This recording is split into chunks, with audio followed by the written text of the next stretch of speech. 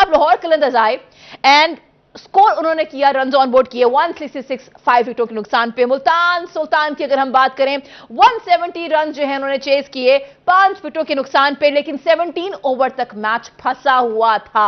आज तजुर्बा काम आया। आज किस तरीके से जैसे ही डेविड विले जो है वो आउट होते हैं शाहीन के ओवर पे, अंपायर कॉल भी आजकल बड़ी कंट्रोवर्शियल बनती जा रही है। हम ओडीआई एशिया कप की बात करें, हम ओडीआई वर्ल्ड कप की बात करें या हम आज के मैच की बात करें, इस पे भी एक सवालिया निशान है कि वो जो अंपायर कॉल थी एलबीडब्ल्यू की, क्या वो सही थी या नहीं। डिबेट करेंगे बात पे, लेकिन बात तो ये है कि वो फंसा हुआ मैच जो 17 ओवर तक फंसा हुआ था, कैसे इफ्तिखार ने आके 11 बॉल्स पे 34 रन ऑन बोर्ड किए जनाब, छक्के चौके करके 309 की स्ट्राइक रेट मेंटेन की। व्हाट अ ब्यूटी इफ्तिखार, मतलब आपने हमारी चेहरों पे मुस्कुराहट सी बिखेर दी, क्योंकि वो होता है ना कि कई अरसा हो गया आपको इस तरह परफॉर्म करता देख के, और आज लगा कि okay he is back with the bang. Anyways, इसी नोट के साथ I would like to welcome my panelist. एक तरफ जनाब हमारे साथ फॉर्मर कैप्टन है पाकिस्तानी टीम के, जी हां, जिनके बारे में हम कहते हैं कि लिविंग लेजेंड हैं। हम कोशिश करते हैं रोज यहां पे आए और टेक्निकल चीजों के बारे में इनसे बात करें। लेट्स वेलकम सलीम मलिक साहब। अस्सलाम वालेकुम जी, हाउ आर यू? वालेकुम सारा, कैसी हैं आप? I am all well. और जब बात हो रही है फॉर्मर कैप्टनसी की तो हमारे पेसर कैसे पीछे रह सकते हैं। द सेंसेशनल पेसर, वेलकम करते हैं former test cricketer Abdul Rauf को। अस्सलाम वालेकुम जी, हाउ आर यू? जी वालेकुम सलाम, बिल्कुल ठीक। Gentlemen, we were sitting downstairs and what a beauty Iftikhar has turned out today। शानदार इनिंग्स हमने देखी हैं। आपसे शुरू करते हैं। ये जो फंसा हुआ मैच था, लग रहा था कि ये जीत पाएगा, क्योंकि आप कह रहे थे अगर इफ्तिखार आ गया सारा तो ये मैच मुल्तान सुल्तान के नाम होगा। असल में सारा आजकल अगर आप रिसेंट क्रिकेट देखें ना, तो इसमें जब आपके विकेट्स इन हैंड हो और पावर हिटिंग करने वाला बैट्समैन अंदर हो, विली और ये दोनों अच्छी हिट मार लेते हैं, तो ऐसी सिचुएशन में चांसेस हमेशा आप देखिएगा कि बैटिंग की होती है, अनलेस के कोलैप्स हो जाए, एक ओवर में 2 आउट हो जाए, अदरवाइज नथिंग टू लूज होता है, क्योंकि विकेट्स आपके हाथ में होती हैं और आप हर बॉल पे ट्राई करते हो। तो किसी भी बॉलर के लिए बड़ा मुश्किल होता है अनलेस कि वो उसको यॉर्कर करने बहुत अच्छे आते हों। और इफ्तिखार जैसे एक्सपीरियंस बैट्समैन के लिए मेरा ख्याल है उसने पहले भी कई दफ़ा ऐसा हुआ है कि पावर हिटिंग उसने बड़ी अच्छी करता है, तो मेरा ख्याल है ये उसको बेस्ट मौका मिला था कि आखिरी ओवर में 3 ओवर्स में उसने जो स्कोर किया है, मेरा ख्याल है उसको पूरा क्रेडिट जाता है। और इससे अच्छी इनिंग मेरा ख्याल इस टूर्नामेंट में जब से शुरू हुआ है 4-5 मैच हुए हैं, आज का मैच हमें थोड़ा सा एक्साइटेड लगा है और वो हमें शुक्रिया इफ्तिखार का करना चाहिए कि उसने हमें एक्साइटमेंट दी है लोगों को। अच्छा, जहां हम बात करें, देखिए मैच का जो आज टर्निंग पॉइंट है वो इफ्तिखार साबित हुए। Mohammad Rizwan, no doubt about it, जो उनका हमने नॉक देखा है, जिस शानदार तरीके से आज रिजवान ने खेला है, ये तो बात सही है, लेकिन उसके बाद जिम्मेदारी किसने अपने कांधों पे उठाई? कोई और ना निभा सका। लेकिन जब इफ्तिखार साहब आए हैं जनाब, उन्होंने कहा कि जी आई एम ऑल हियर। तो वो जो बीच के इनके बैटर्स थे वो क्यों नहीं कर पाए आज परफॉर्मेंस ही? मैं सवाल पूछती हूँ आपसे। हेंड्रिक्स की बात करें, हम पिछले मैचेस में देख रहे हैं हेंड्रिक्स हैज बीन अमेजिंग। हम मिलान की बात करें, आज दे वर अनएबल टू परफॉर्म। आज डेविड मिलान तो he got out for golden duck, तो व्हाट हैपेंड टू देम? देखिए, मेरा ख्याल है कि जो लास्ट मैचेस आपने देखे हैं, पहला मैच में हेंड्रिक्स और मिलान दोनों ने बहुत अच्छी बैटिंग की है। उसके बाद जो सेकंड मैच हुआ उसमें रिजवान ने और हेंड्रिक्स ने अच्छी बैटिंग की, और आज रिजवान सिंगल हैंडेडली मैच लेकर चला गया। तो मेरा ख्याल है कि जो अगर ओवरऑल बात करें इस मैच की, तो जो पिच थी वो सीम बॉलर को लिए बहुत ज़्यादा सूटेबल थी। तो उसमें ज़मान खान ने अर्ली ऑन मिलान को आउट किया और उससे अच्छी एक इब्तिदा फराम की। उसके बाद जो बाकी इनके बॉलर्स थे वो से उसका सिलसिला जारी नहीं रख सके। असल में अभी प्रॉब्लम वहीं पे आ रहा है, जो ये लाहौर कलंदर की बॉलिंग लाइन है, कि राशिद खान के बाद इनको जो स्पिन बॉलिंग का शोबा उसमें कोई अच्छी रिप्लेसमेंट मिल नहीं सकी। क्योंकि अगर आपको 2 जो इनफॉर्म बैट्समैन है जिस तरह हेंड्रिक्स था या मिलान था, उनकी अर्ली विकेटें मिल गई थी, तो आपको सिर्फ एक रिजवान को आउट करना था, और रिजवान को आउट करने के लिए आपके पास एक एक्सेप्शनल स्पिनर होना चाहिए, जो कि इनकी टीम में नहीं था। आज इन्होंने लिंडे को ज़रूर अपनी टीम में रखा, मगर वो जो रिक्वायर्ड रिजल्ट थे वो उससे अचीव नहीं कर सकी लाहौर कलंदर की टीम।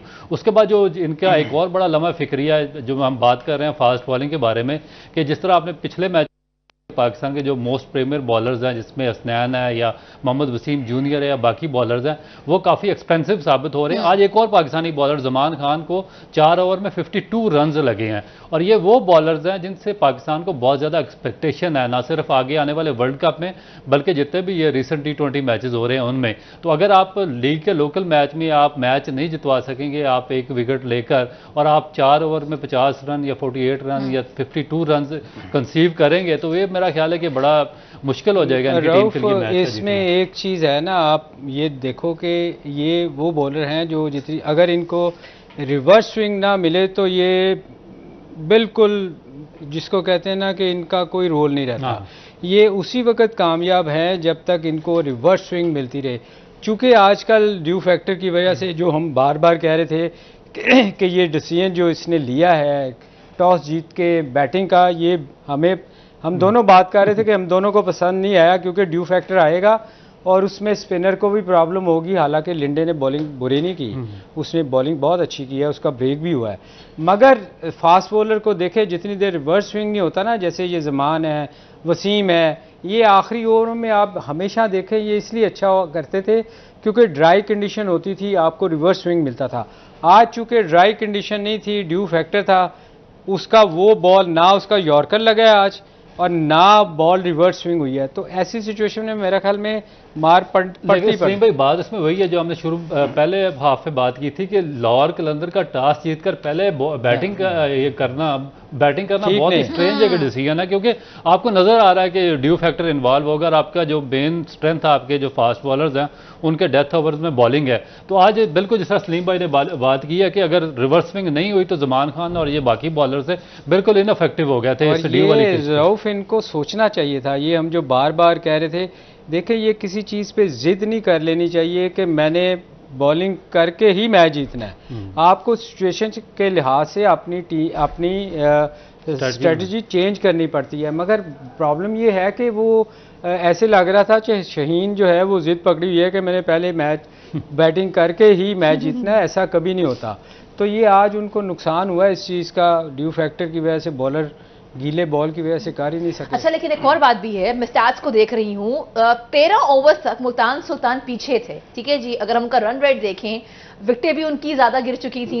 इनकी जो गेम चेंज हुई है बेसिकली वो 14th ओवर में जाके हुई है। 14th ओवर में 110 रन थे लाहौर कलंदर्स के और 110 थे मुल्तान सुल्तान के, लेकिन उसके बाद 15वें ओवर पे 117 इनके रन ऑन बोर्ड हो जाते हैं और उसके बाद से जो इनकी किस्मत है वो पलट जाती है। नहीं, सारा देखें होता क्या है, जब चूंकि सुबह उस वक्त जो अर्ली ऑन था ना, थोड़ा सा स्विंग मिल रहा था, सीम भी हो रहा था, तो उस वक्त कंडीशन थोड़ी सी मुश्किल थी बैटिंग करने के लिए।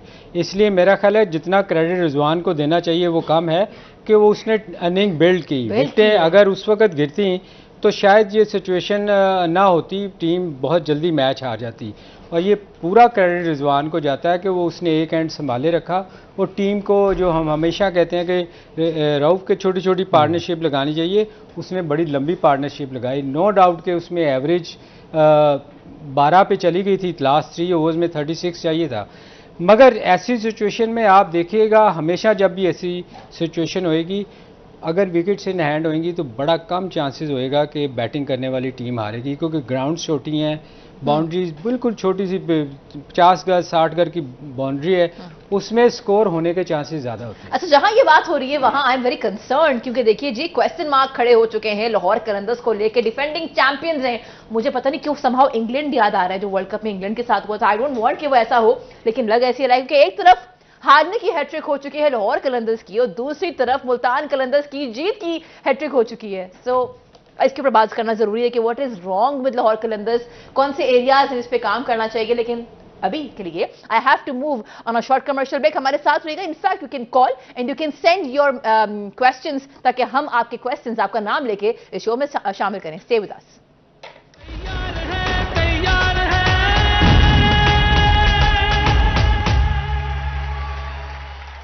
Welcome back. You've been watching a special transmission of HBL PSL Season 9. We call it PSL Hangama. जनाब, Multan Sultan is shining. If you talk about the point table, मैं चाहूंगी कि हमारी टीम जो है वो पॉइंट टेबल आपको दिखा सके।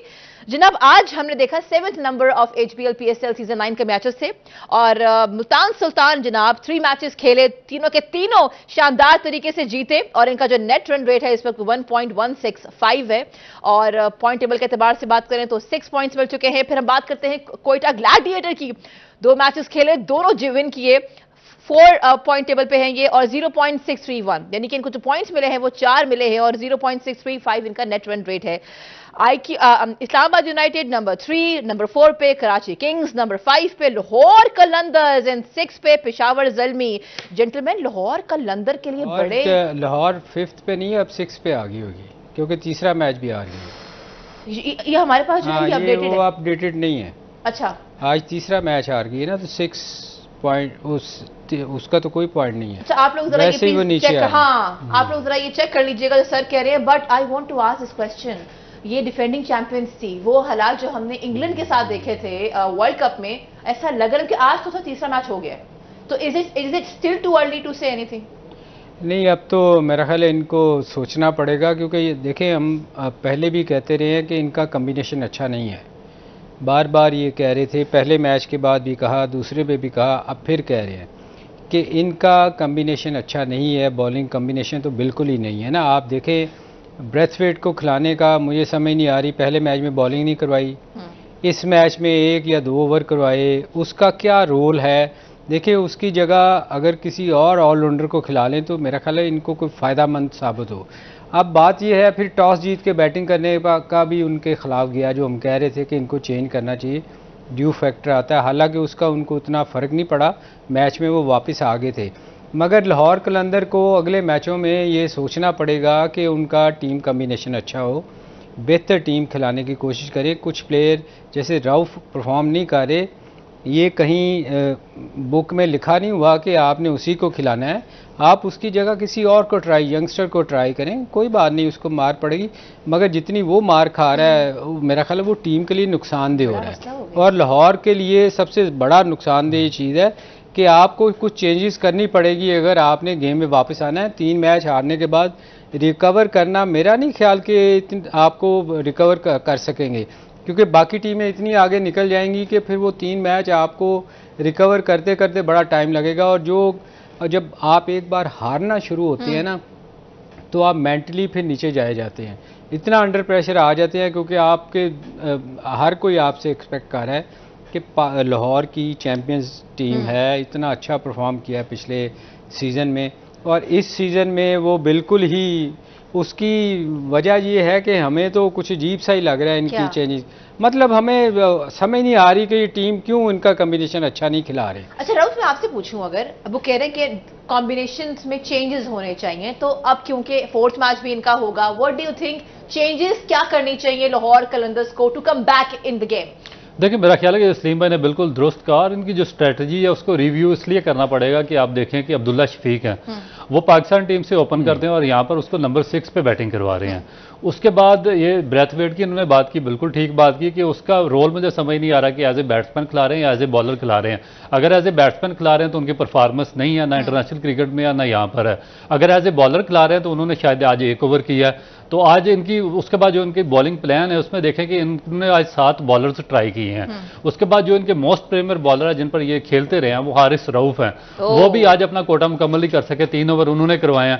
फिर उसके बाद सिकंदर रजा से इन्होंने 2 ओवर करवाए हैं, 1 ओवर ब्रेथवेट से करवाया। फिर जानदाद खान, उसको एज ए बॉलर उन्होंने डाला था मगर एज ए ऑलराउंडर उसको कंसीडर कर रहे हैं, वो भी अपना कोटा मुकम्मल नहीं कर सके, 2 ओवर उन्होंने किए हैं।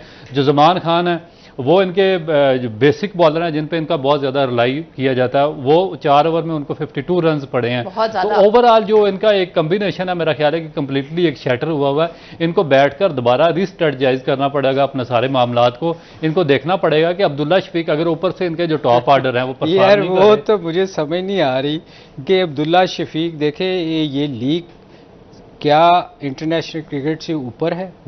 आपका एक अब्दुल्ला शफीक जो पाकिस्तान का बहुत अच्छा प्लेयर है, टेक्निक भी उसकी बहुत अच्छी है, आप उसको लोकल लीग में आप उसको छठे नंबर पे, पांचवें छठे नंबर पे भिजवा रहे हैं। जो आपने पूछा था ना कि आप क्या बात कर रहे हैं, कि मैंने कहा था मुझे कोई इनकी समझ नहीं आ रही, ये क्या करना चाह रहे हैं, क्या ये मैच जीतने की तरफ जा ही नहीं रहे, कि आप अपना कम्बिनेशन ही नहीं ठीक खिला रहे। एक बंदा पाकिस्तान की तरफ से ओपन करता है और वो यहाँ छठे सातवें नंबर पे आप खिला रहे हैं, तो आप ये क्या कर रहे हैं एक प्लेयर के साथ? यही इससे एक बात है, लम्हा फिक्रिया ये भी है कि अब्दुल्ला शफीक, जैसे उन्होंने कहा, हम इंटरनेशनली उनको देखें, नेशनल टीम के अंदर वो ओपनर होते हैं, आज वो 4 डाउन में थे। इसकी कोई वजह तो डेफिनेटली होगी ना रऊफ जी, क्या वजह हो सकती है? देखिए, मेरा नहीं ख्याल कि कोई ऐसी कोई इसकी वजह, क्योंकि जो शाहीन अफरीदी है वो पाकिस्तान टीम के भी कैप्टन है T20 के, और ये जो फ्रेंचाइज है इसके भी कैप्टन है। तो उनको देखना चाहिए कि अगर आगे वर्ल्ड कप आ रहा है तो वर्ल्ड कप में उसको अगर क्या इस छठे नंबर पे उसको अफोर्ड कर सकते हैं अब्दुल्ला शफीक को, तो आपको रिस्ट्रेटजाइज करना पड़ेगा अपना सारा सिस्टम। और उसके बाद फिर जो ब्रेथ वेट की बात की है, मेरा नहीं ख्याल कि उसका रोल मुझे इस टीम के अंदर समझ आ रहा है। फिर जांदाद खान है, वो एज ए ऑलराउंडर खेल रहे हैं, 2 ऑलराउंडर खिलाए हैं, ना वो अपना बॉलिंग का कोटा कंप्लीट करते हैं। रऊफ, मेरा एक क्वेश्चन है कि क्या उसको जो इंटरनेशनल मैचेस में ओपन करवाया गया था वो गलत था, या यहाँ 5वें नंबर पे खिलाया गया ये गलत है? इनमें से कैप्टन तो आप एक ही थे ना, तो इसका मुझे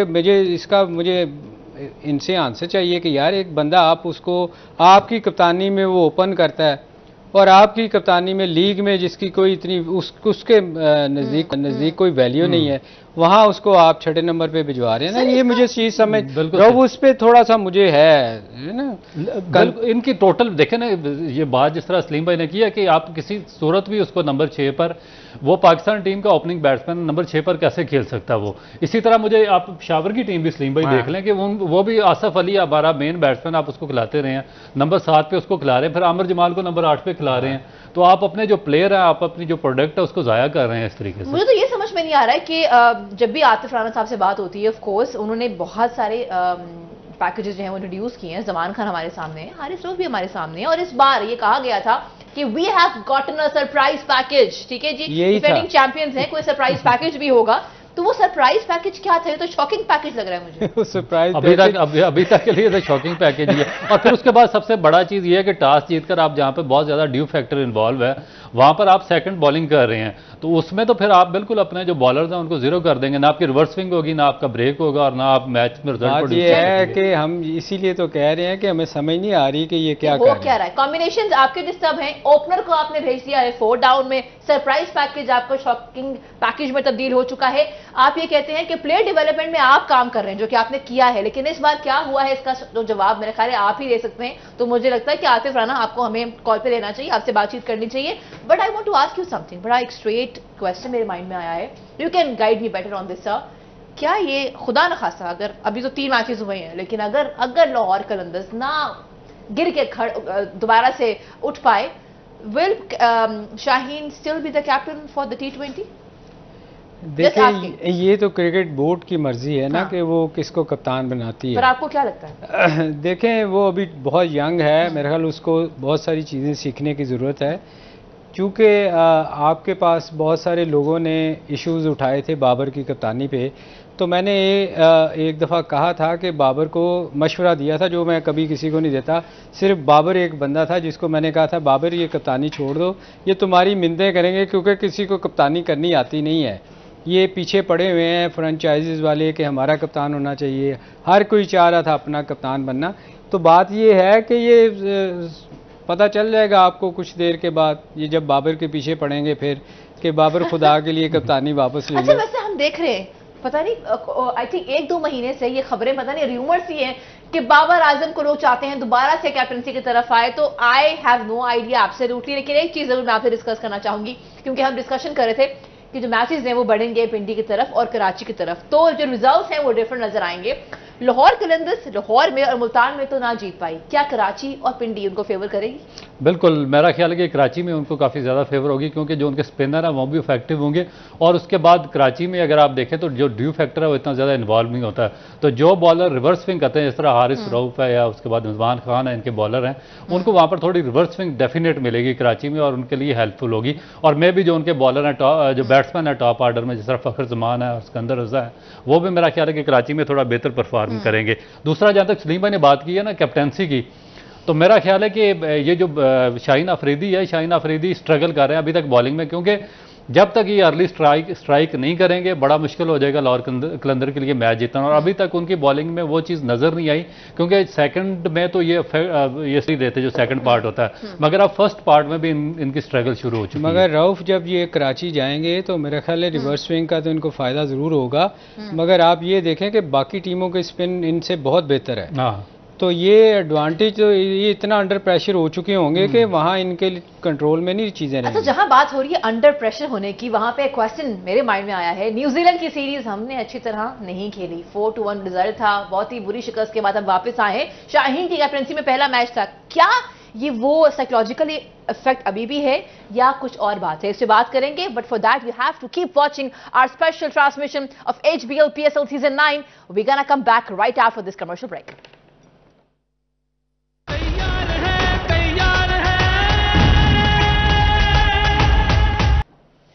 वेलकम बैक जी, you been watching Cadbury Dairy Milk PSL Hungama. आज 7th नंबर ऑफ मैच था बिटवीन लाहौर कलंदर्स एंड मुल्तान सुल्तान, और कितनी शानदार इनिंग्स हमें देखने को मिली है। एक तरफ रिजवान की इनिंग्स, फिर एक वक्फा सा आया और इफ्तिखार आए, उन्होंने तजुर्बा दिखाया कि देखिए जी इस तरीके से करते हैं मैच फिनिशर। और हम देख रहे थे मीडिया से बात करते हुए, सिकंदर बख्श से बात करते हुए, जिस तरीके से रिजवान ने कहा कि दुनिया के जो टॉप फिनिशर हैं वो दिन दूर नहीं कि इनका नाम उसमें आ जाए। आई हैव अ क्वेश्चन, जहां हम ये बात कर रहे हैं शानदार इनिंग्स इन दोनों की बैटिंग के एतबार से, वहां हम कैसे बोल सकते हैं कि PSL की जब भी हम बात करते हैं तो जो बॉलिंग का स्टैंडर्ड है वो दुनिया भर की जितनी भी लीग्स हैं उससे ऊपर माना जाता है, चाहे हम फील्डिंग की बात करें। But what happened to PSL season 9, क्योंकि जेंटलमैन इस बार जो हम देख रहे हैं रोज 5-6 कैचेस ड्रॉप हो रहे हैं। बात करते हुए सिकंदर से रिजवान ने भी कहा कि देखिए जी वो तो गड़बड़ सिर्फ हमसे नहीं हो रही, सारी टीम से ही हो रही है इन जनरल। एक चीज मैं नोटिस कर रही थी, उसामा मीर ने भी कैच ड्रॉप किया है आज सिकंदर रजा का, फिर खुशदिल शाह ने 3 कैचेस ड्रॉप किए हैं। तो सर मैं आपसे पूछना चाहूंगी, what is happening with the catches this time? मुझे मैं क्योंकि मैं अच्छा, इसमें देखिए प्रॉब्लम ये है कि सिर्फ ये छोटे मोटे नहीं है जिस तरह रिजवान ने बात की, ये एक बड़ा एक क्वेश्चन मार्क है, क्योंकि PSL एक बहुत बड़ा ब्रांड है और ये इक्वली कंसीडर की जाती है IPL की और बिग बैश के।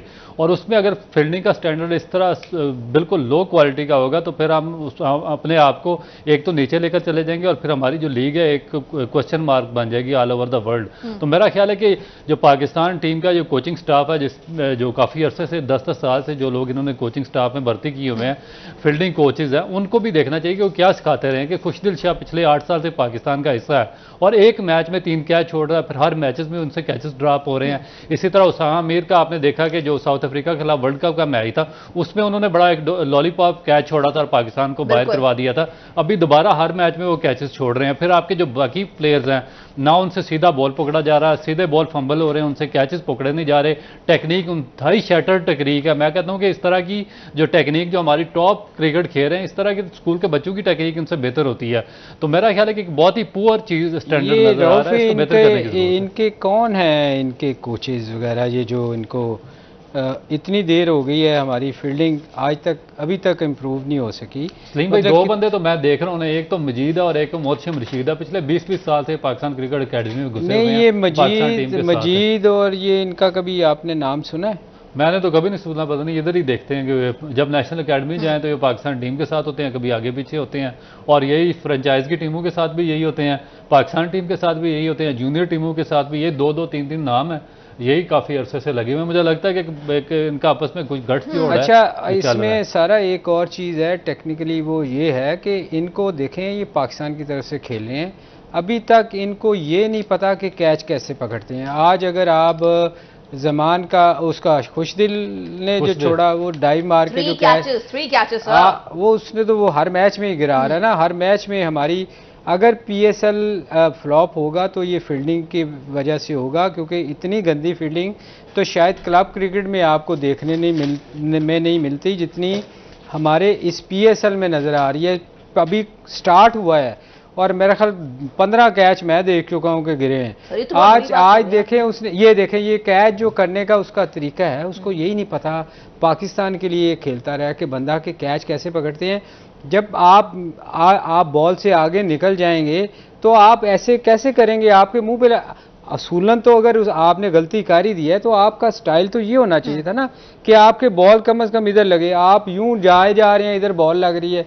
तो ये चीज़ें देखें, ये बड़ा सवालिया निशान है हमारे पाकिस्तान क्रिकेट बोर्ड पे भी, चूँकि हम बार बार इसलिए कहते हैं क्योंकि हमारे चैनल से मोशन स्पीड हमारे चैनल से हैं, वो चेयरमैन आए हैं, उनको ये चीज़ें देखनी चाहिए कि ये जो इतने इतने सालों से लोग इस फील्ड में हैं और हमारी टीम अभी तक फील्डिंग इंप्रूव नहीं कर सकी बल्कि नीचे जा रही है। अच्छा, ये बहुत बड़ी बात कह दी है सर ने हमारे शो के तवज्जुह से कि देखिए जी पीएसएल अगर फ्लॉप हुआ तो वो अपनी पुअर फील्डिंग की वजह से होगा, बिकॉज आज 7th मैच था and what are you guys doing, मतलब आप एक मैच्योर प्रोफेशनल प्लेयर हैं, इंटरनेशनली खेलते हैं, तो ये एक क्वेश्चन है जो कि सारे फ्रेंचाइज ओनर्स, आई होप आप लोग सुन रहे हो और ये जो मैसेज है आप तक डिलीवर हो। हैविंग सेड दैट, हमने साहिबजादा फरहान की आज इनिंग इंप्रेसिव नहीं थी जनाब, 2 रन बनाए 8 रन पे, इससे पहले ही वाज गुड, लेकिन आपने उस दिन दिखा था कि उनकी टेक्निक में कोई इशू है।